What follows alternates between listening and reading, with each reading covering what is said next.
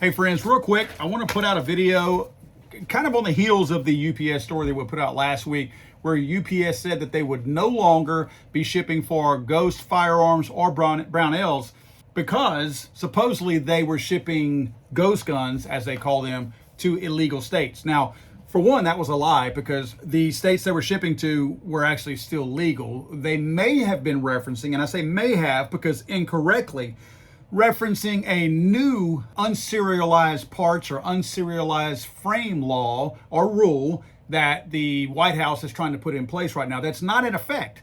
They may have been referencing that because they are social justice warriors over at UPS.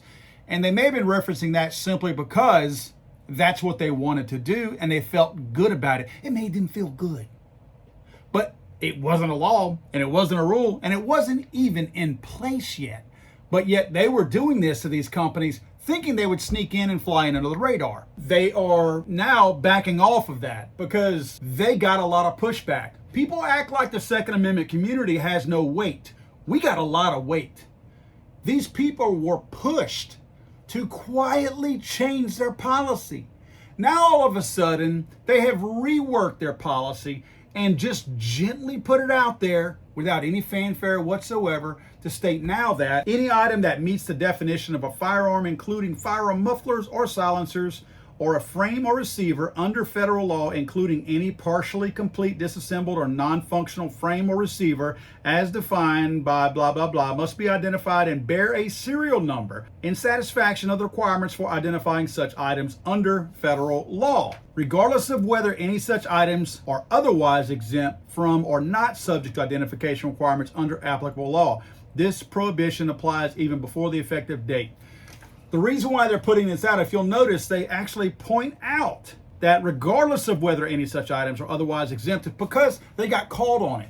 These people were trying to implement a law that was not law yet, or implement a rule or an executive order or whatever that wasn't even in place yet. UPS decided not to carry 80% parts and receivers, unserialized parts and receivers, but they threw the whole baby out with the bathwater and said all firearms related products, got the massive pushback, and now they had to retract that stupid policy of theirs, but they still had to put something out there, so now they're implementing a policy that's not even in place yet.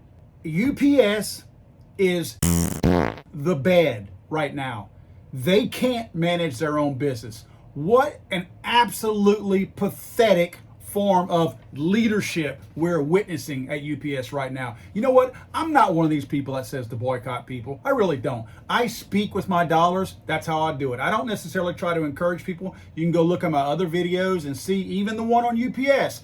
And I don't recommend that you stop using them. I might give you other options that are better options, but I don't tell you to stop using somebody. In this case, UPS should get whatever they deserve because they are doing gun owners and gun companies wrong right now. This is wrong how they're doing it. They are social justice warrioring right now, and it's pathetic to watch them do this.